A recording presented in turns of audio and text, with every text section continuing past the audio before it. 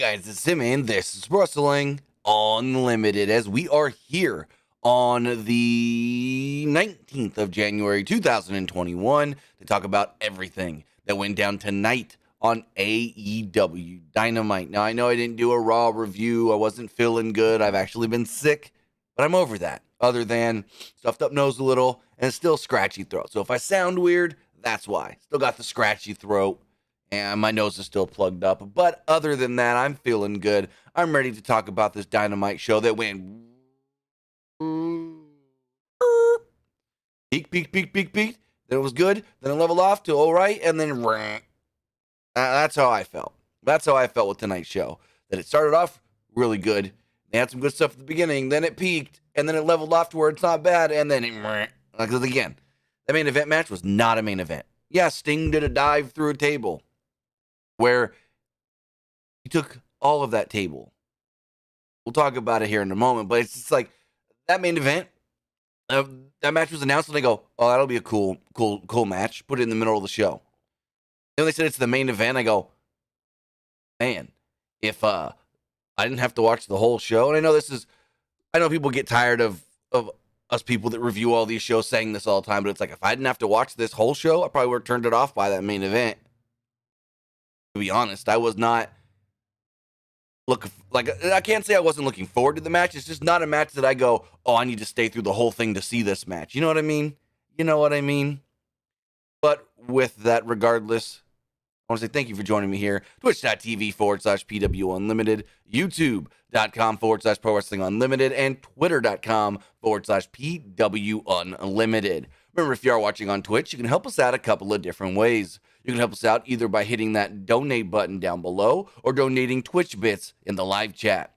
Also, remember, you can subscribe to the channel one of two different ways. You can subscribe either with a tiered subscription, just like Cold Cuts KC recently did, or you can subscribe with Amazon Prime, because if you have Amazon Prime, then you have Prime Gaming. Prime Gaming gives you one free subscription to any Twitch channel you want to subscribe to, as well as free games, like right now, Star Wars Jedi Fallen Order, and you get free stuff for games like Fall Guys, Valorant, New World, and so forth. But if you say I don't got Amazon Prime, well, you got to know somebody that does. You got to know somebody that you can get their account info, go, hey, can I borrow your login? It's not going to cost you anything, whether it's your mother, your father, your brother, your sister, your daddy, your uncle, your cousin, somebody that you go, hey, let me borrow your Amazon login for Amazon Prime, whether that's video or shipping, and then I'm going to use it on Twitch. It's not going to cost you anything extra. But on the flip side, if you're watching over on YouTube, you can help us out over there in the live chat with a super chat or a super sticker donation. Also, remember, you can subscribe to the channel there by hitting that join button down below and becoming a channel member. As a channel member, you get early access to news, early access to podcasts, early access to non-news videos, and so much more. Plus, remember, subscribe patreon.com/PWU Unlimited to get those same benefits, and head over to the Epic Game Store. Go to the Epic Game Store, whether you're buying a new game like Rainbow Six Extraction that comes out tomorrow, like Guardians of the Galaxy, like Final Fantasy VII Remake Integrate. It's going to ask you on checkout, you got a creator code, and you do, PW Unlimited.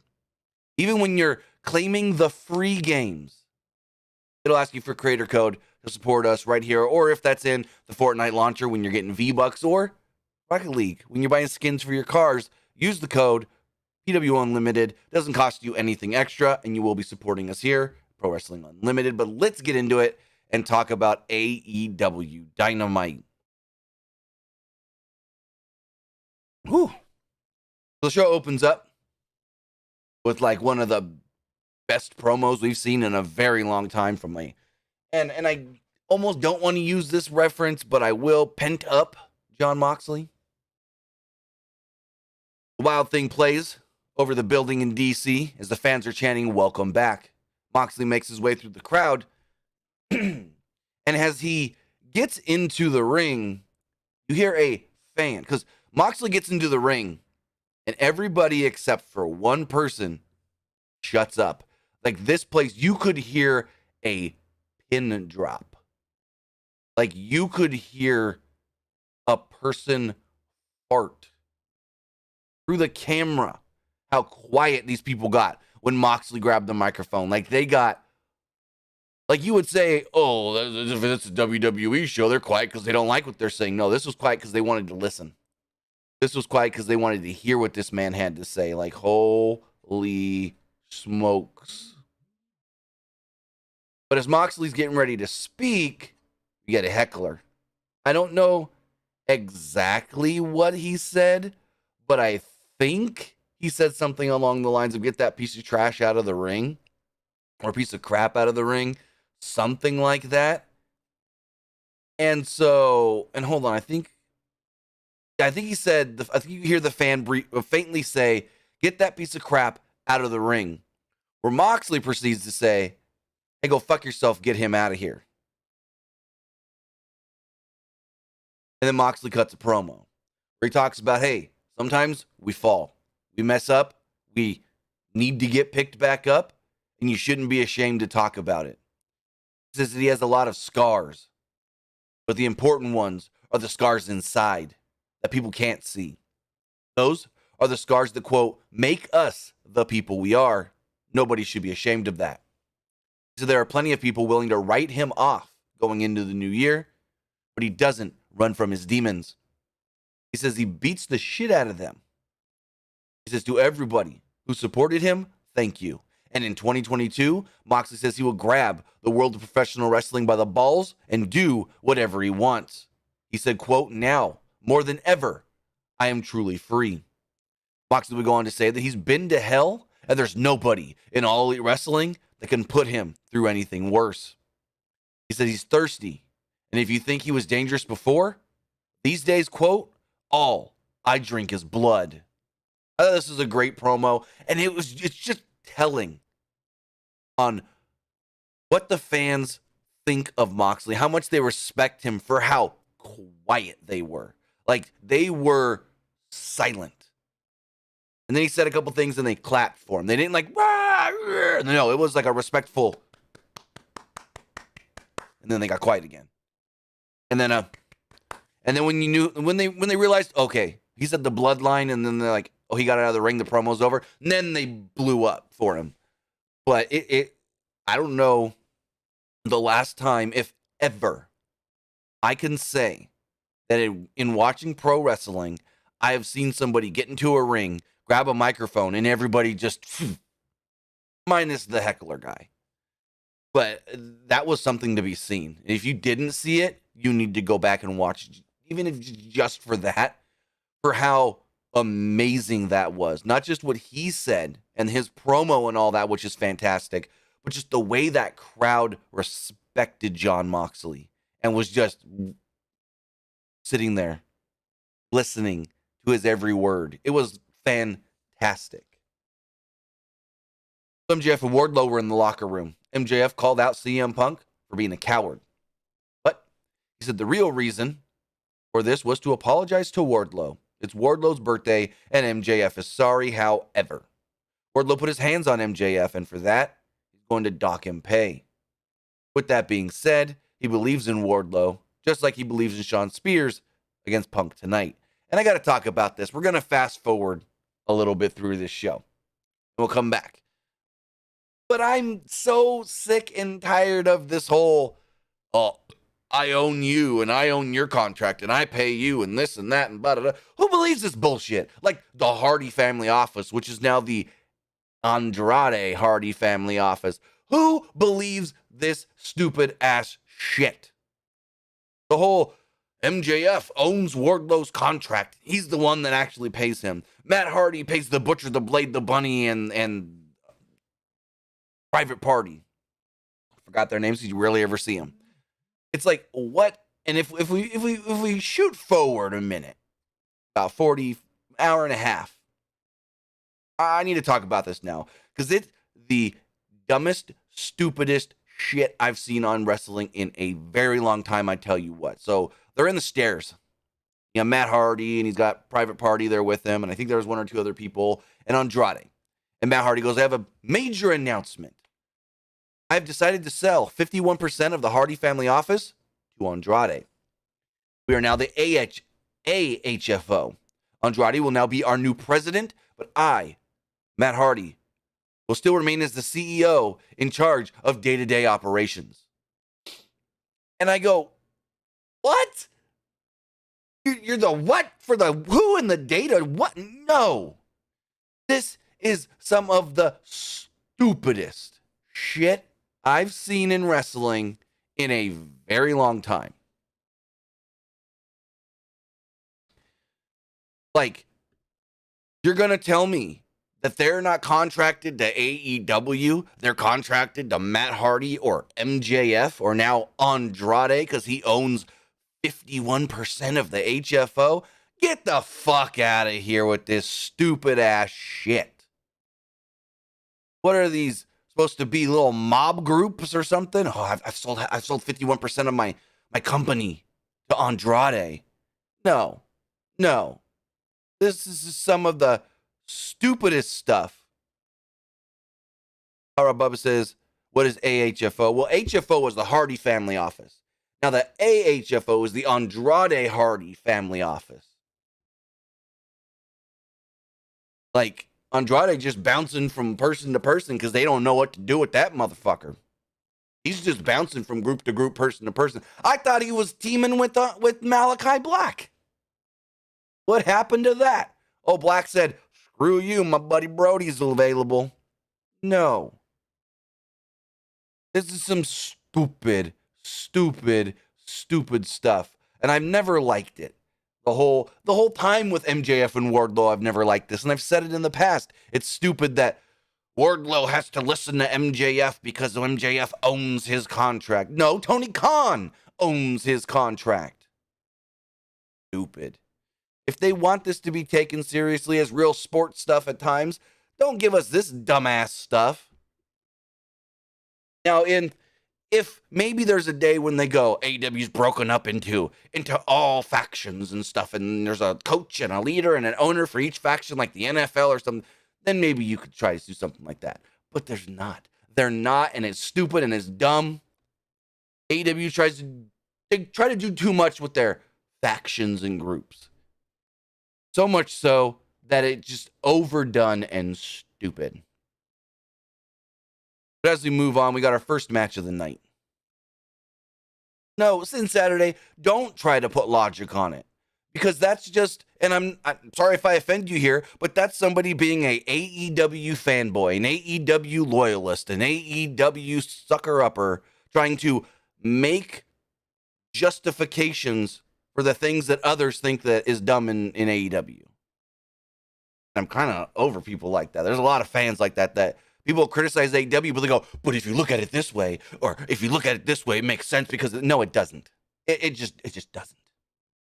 But as we move forward, we had Adam Cole and Britt Baker taking on the team of Orange Cassidy and Chris Statlander. And this match, like the show, had its crescendo and then its boom.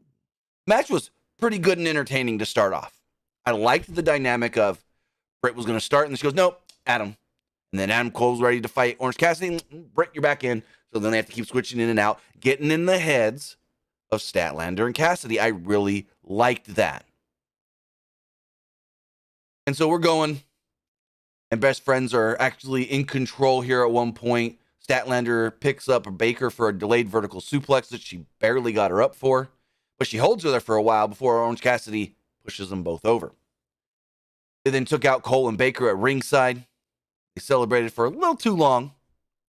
So this was actually a cool spot because they're on the apron and they both put the hands up. Orange Cassidy puts the hands in the pockets. And I'm going to say it. You guys are probably going to say, oh, I thought you don't like Orange Cassidy. I don't like the gimmick, but I will say that Orange Cassidy can do things in a ring just as good as anybody. Orange Cassidy is a phenomenal professional wrestler. I'm just not a fan of the gimmick of the kick lightly. Because he did it to Britt, where he's like, the referee's like, you can't touch her. And so he like taps her with his feet. And then she stomps his foot. And I'm like, wait, he still technically touched her? Yeah, okay, whatever. So Chris Statlander does a nice little backflip, shooting star thing off the apron onto Britt, where Cassidy falls onto Adam Cole, and they celebrate for a minute with a hug, but then they turn around and super kicks to the face, which then leads to a kiss, between Adam Cole and Britt Baker as we go to commercial break. Then we come back from the break, and the match slowly started to dip for me here. But once back, it just felt like, all right, we need to set up, all right, 3, 2, 1, spot. Now set up, 3, 2, 1, spot. Now set up, 3, 2, 1, spot. That's what the second half of this match really felt to me was, okay, we got the fun stuff out of the way. Now it's just high spot. Now set it up, high spot. Now set it up, high spot. So once back, Orange Cassidy reached Statlander for a hot tag. She ran wild on Baker before hitting a blue thunder bomb for a 2. Baker came back with a cradle and a neck breaker, leading to both women tagging in their partners. Cole hit an enziguri, but Orange came back with a stunner. Baker got a blind tag and landed the curb stomp on Orange, but then Statlander cut her off. She climbed the ropes, but Cole crawled over onto Baker to prevent Statlander from attacking. Statlander hit the area 451 anyways, then Orange hit the beach break on Cole for a good near fall. Orange wanted the orange punch, but Cole rolled onto the ramp and downed him with a super kick. Cole wanted the Panama Sunrise, but Statlander pushed Orange back into the ring. Baker then blindsided her with a super kick and a destroyer on the ramp.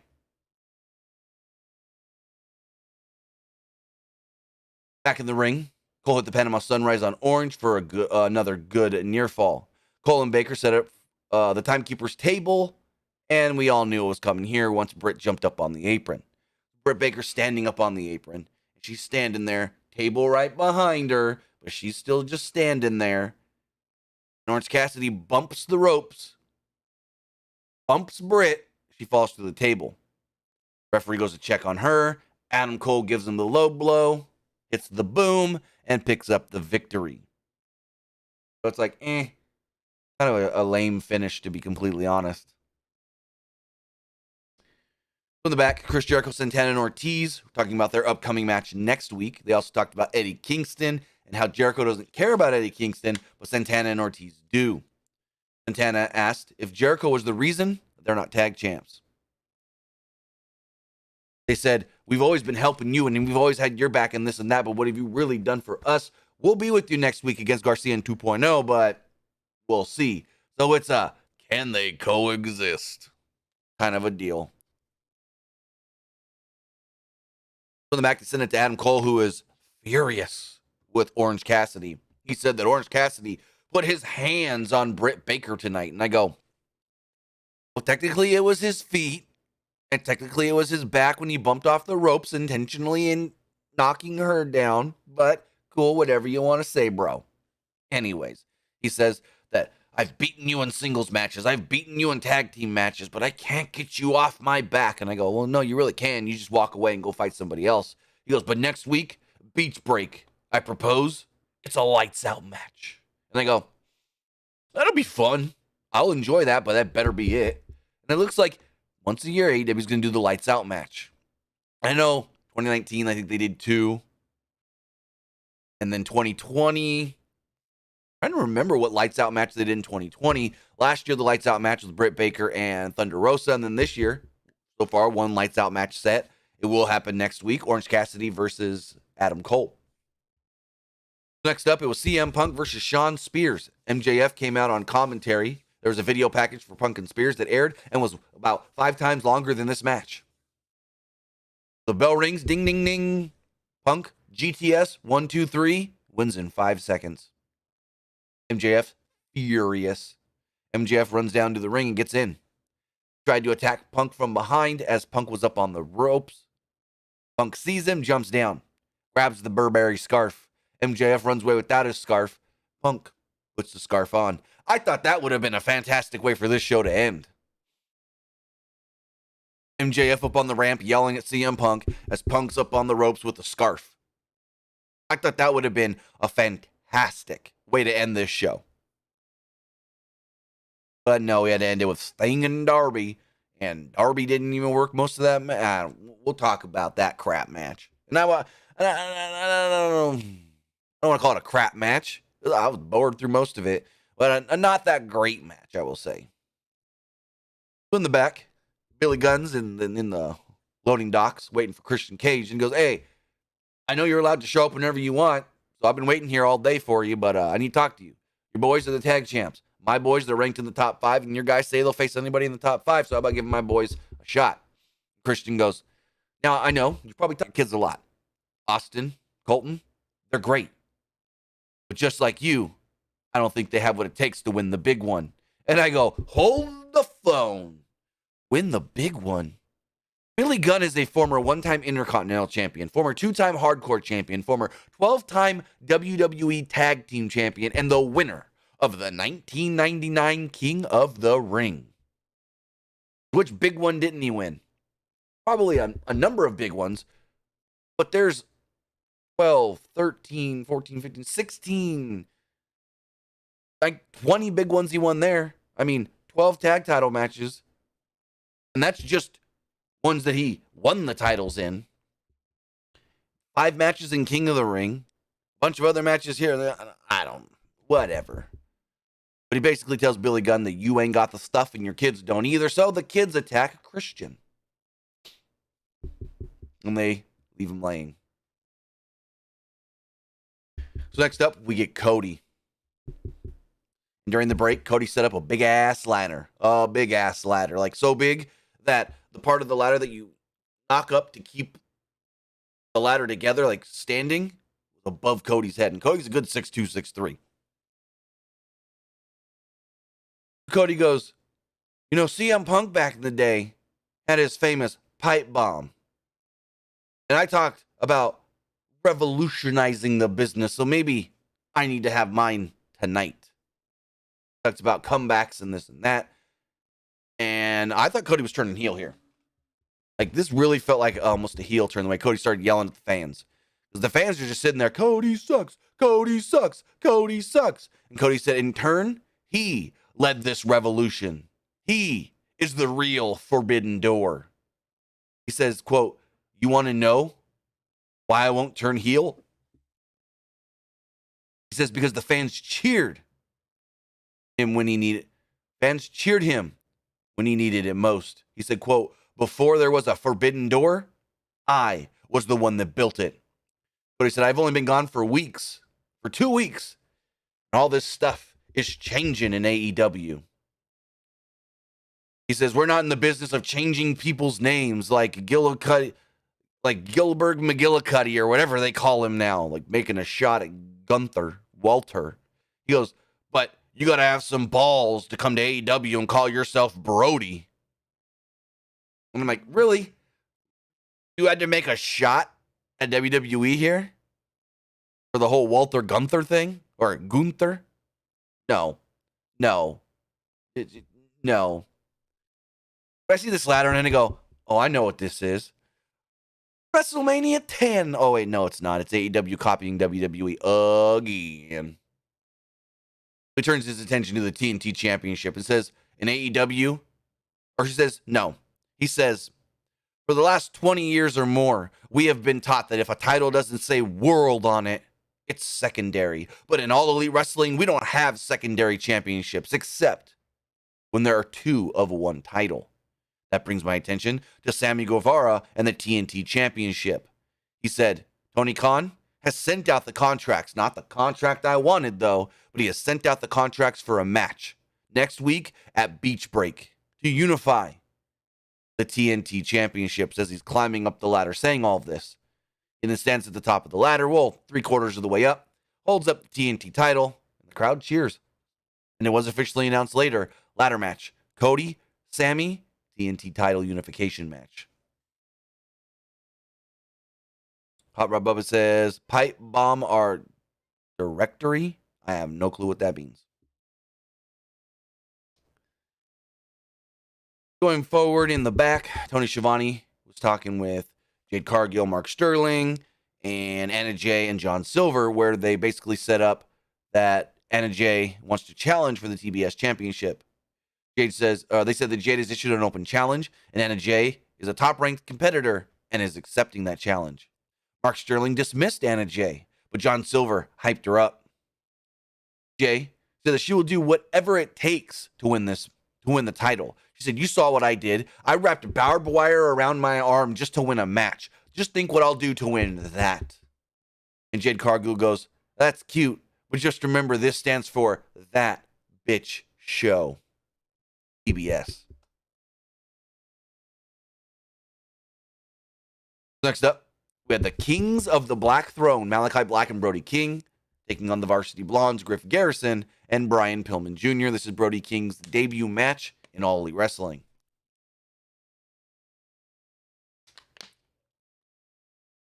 So, he was surprised early on with the forearm by Pillman, but Pillman hesitated on a springboard due to failing to do one last week. King took out the Blondes at ringside, and Black isolated Pillman in the ring. King then hit Dante's Inferno and picked up the quick victory. This match was like 2-3 minutes, if that. If that. And yes, my voice is still kind of going. After this match, Pac appears on the screen and keeps talking more about how he was blinded by Malachi, but can still see Malachi very clearly. He's called him, quote, a self-obsessed and power-hungry man. In the back, we got a Lance Archer video.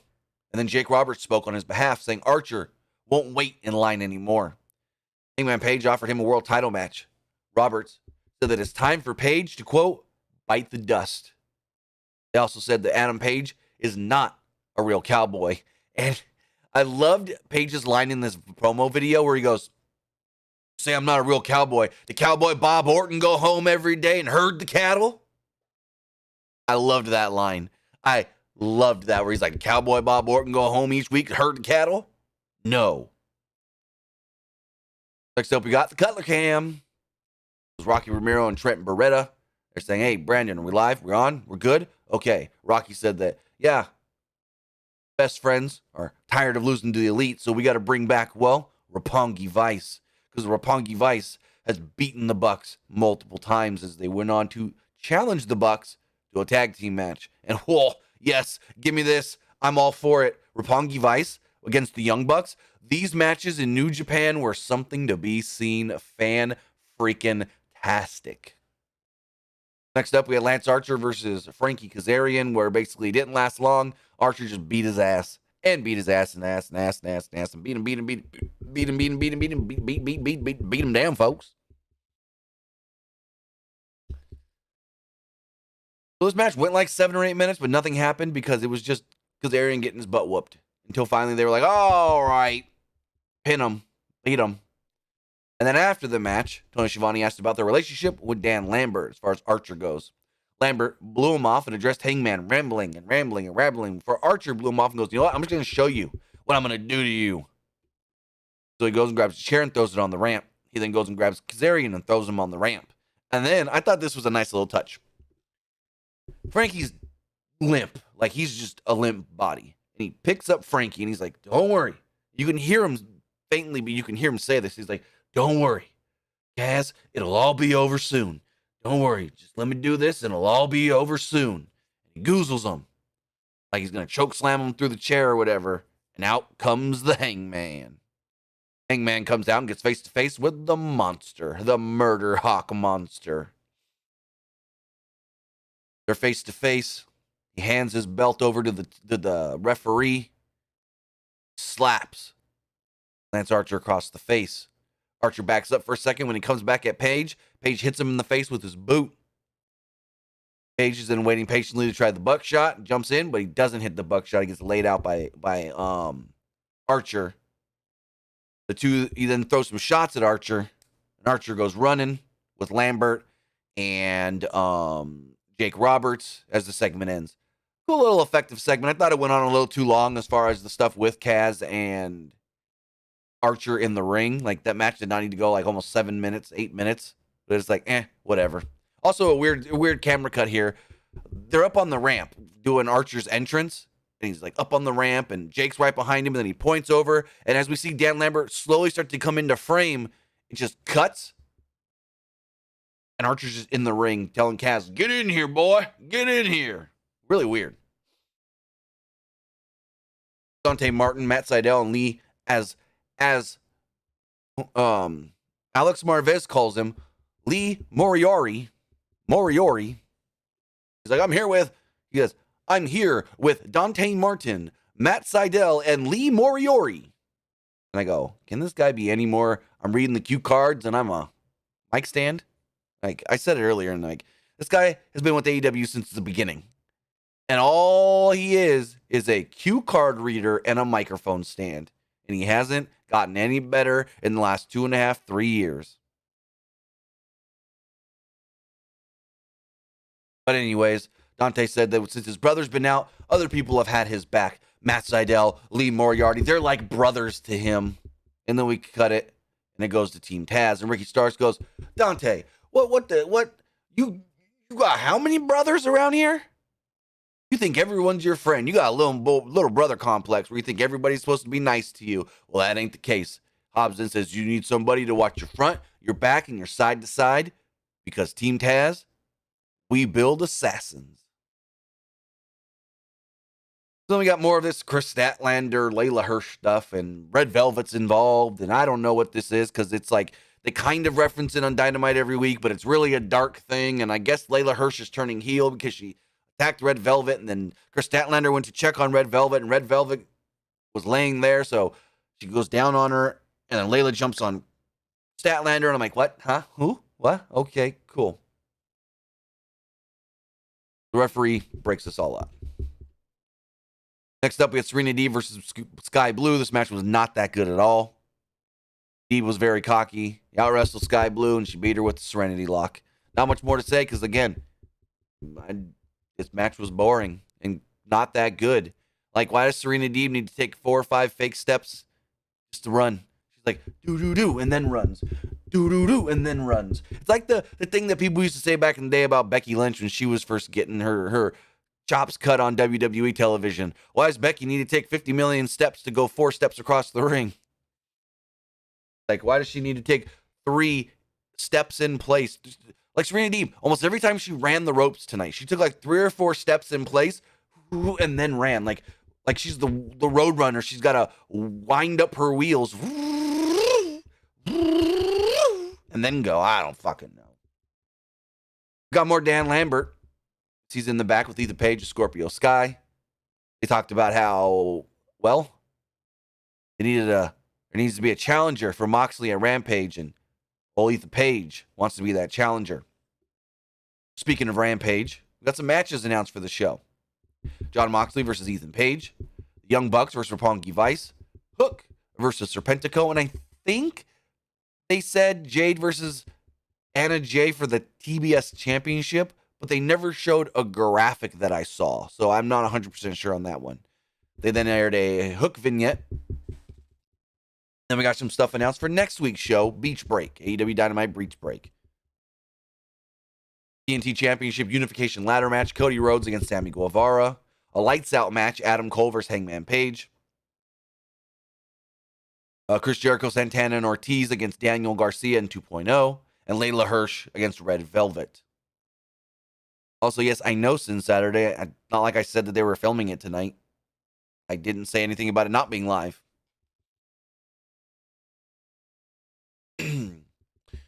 Going forward, we had the whole thing where we talked about with Andrade and Matt Hardy and that stupid ass stuff, I tell you what. And then got a video that aired of the Acclaim mocking Sting and Darby's black and white vignettes. Then we got this match. It was Darby Allin and Sting against the Acclaimed. This match, I was bored through it. So the Acclaim attacks during Sting's entrance.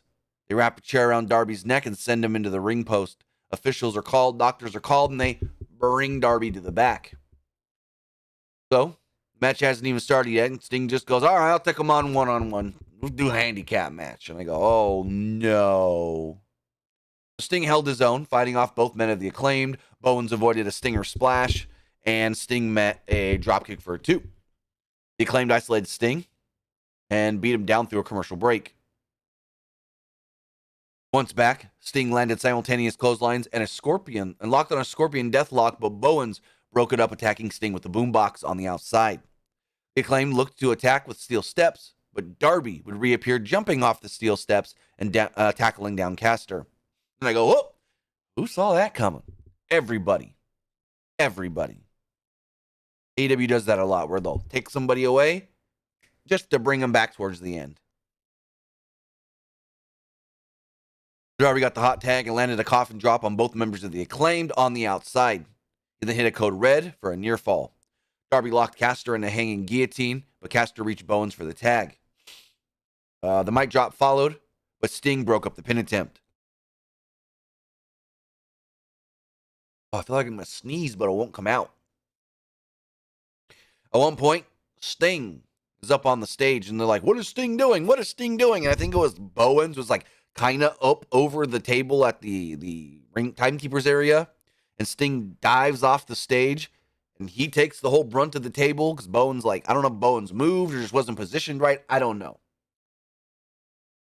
Sting lands a dive through the table. Back in the ring, Darby hits a stunner, coffin drop, and picks up the victory. With that, that's the show. It ends with Sting and Darby Allin celebrating in the ring, and it's over.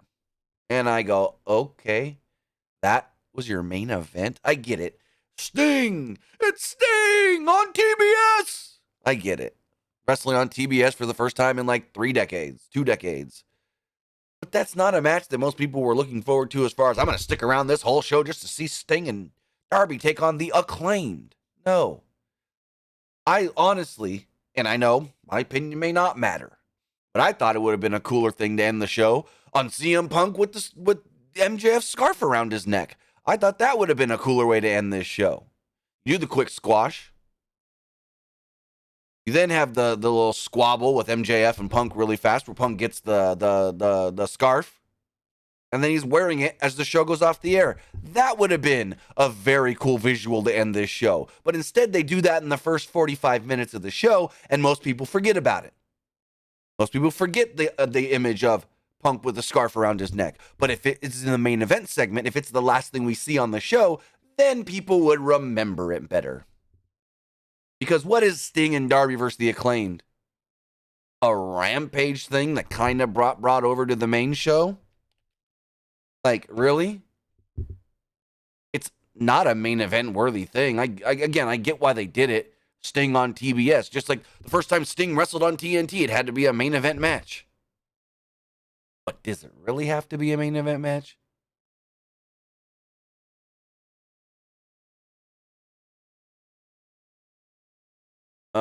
This person says, y'all never need to criticize WWE for not using talent when I still ain't seen my boy Jay Lethal yet on Dynamite. Did you not watch the show last week? Did you not watch the show last week? And if you say you've never seen Jay Lethal on Dynamite, then you've never been watching this show. Jay Lethal's first match was a title match on Dynamite against Sammy Guevara. And last week, he actually pulled Ricky Starks off of the apron to help Dante Martin, which I was kind of shocked he wasn't in that Dante Martin backstage thing. But again, I don't know what your point is there. Gabriel Perez says, is Shawn Spears main event worthy? Yes and no, because this ain't about Shawn Spears. It's about MJF and CM Punk. It's about getting that story and that being main event worthy. Shawn Spears lost in 5 seconds. It's not the story we're telling. The story we're telling is Punk and MJF. And Punk and MJF, and Punk standing there with MJF's scarf, the last thing you see on the show, is a more impactful visual than just Sting and Darby. You know what I mean?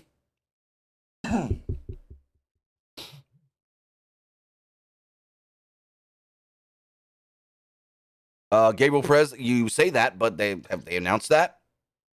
No. So don't be saying things that you don't know. That looks like a possible direction, Gabriel. But don't be putting stuff in the chat that's not correct or not officially announced or that you're just pulling out your ass. Versus says, who's your pick to become the unified TNT champion, Cody or Sammy Guevara? Also, before we get to the text messages, gotta get to, well, the polls first. Remember, we got polls, top of the chat, but also you can text in to 510-906-1341. Again, that's 510-906-1341. Or as the Twitch poll does go, 50% thought the show was just all right, and 50% did not like it. Oofa. Or as the Twitter poll does go, 56.8% liked the show. 24.3% thought it was just all right. And 18.9% did not like tonight's show. And finally, as far as the YouTube poll, 62% liked the show. 28% thought it was just all right. And 10% did not like tonight's Dynamite. As far as the text messages here, again, that number is 510-906-1341.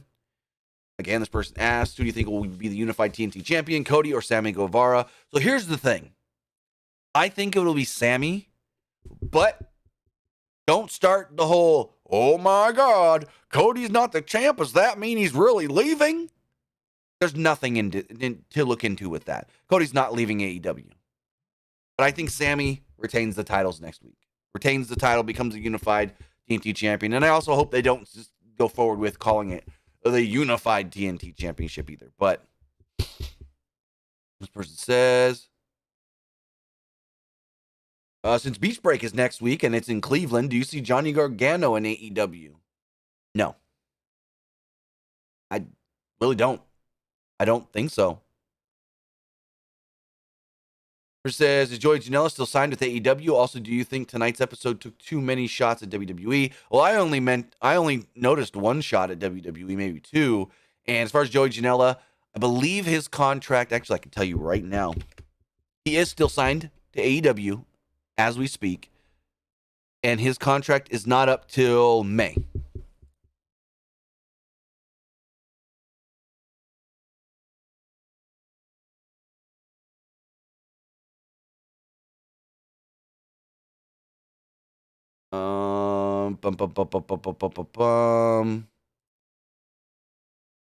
Pulling up this next text. Why won't it load? It says, I think AEW did good tonight. Do you think Roderick Strong went out his WWE Okay, first off, if you can't write properly, I'm not going to read it. And secondly, he's signed to WWE for at least like 2.5 more years. He ain't going anywhere. He ain't going anywhere. Unless they release him. And I don't think they will. Who do you see Tony Khan signing next to the company? Also, I'd like to see Josh the Good Woods come to WWE, be in the Men's Royal Rumble. Might be a good chance. I don't think so. As far as Josh Woods going to be in the Rumble, he's somebody that if they're going to bring him in, they're going to start him in NXT, not in a Rumble. And as far as who do they sign next to AEW? Honestly, if it was up to me, I wouldn't sign anybody else to AEW. I think that they have a good roster now. Too many people. Don't sign anyone else other than maybe... I mean, if I'm going to sign anybody to AEW, it's Johnny and Taya. If I'm going to sign anybody, it's Johnny and Taya. They're game changers, for sure. Other than that, versus how much longer will Britt Baker be the champion? Good question. I don't know. Maybe May, Double or Nothing. She drops the title. And finally, this last text message says, "Where's Miro been, and why do they sign so much talent?" Yeah, I mean, I don't know. And I think Miro's been out working. He's been dealing with an injury. Miro's been out dealing with an injury. But with that, Gabriel Press is Samoa Joe. We don't know what Samoa Joe wants to do. Does he want to continue to wrestle? I mean, I assume since he signed back with WWE and Triple H last year to continue to wrestle and become NXT champion. So yeah, Samoa Joe would be somebody that I would sign. But at the same time, it's like, I don't know what his status is. Because he was not wrestling in WWE and had to drop the NXT title for a reason. We still don't know. I don't even know if he's cleared. But with that, guys, I want to say thank you for joining me here. Twitch.tv/PW Unlimited, YouTube.com/Pro Wrestling Unlimited, Twitter.com/PW Unlimited. Lita ain't going to AEW. She's going to be in the Rumble. Lita going to AEW. You crazy kids and your theories that you like to make up. But with that, guys, have a great night. I'm going to be live later playing some games. Twitch.tv/TimmyBuddy. So head over there. hit that follow button so you know when I go live. Have a good one, guys. I'll see you later.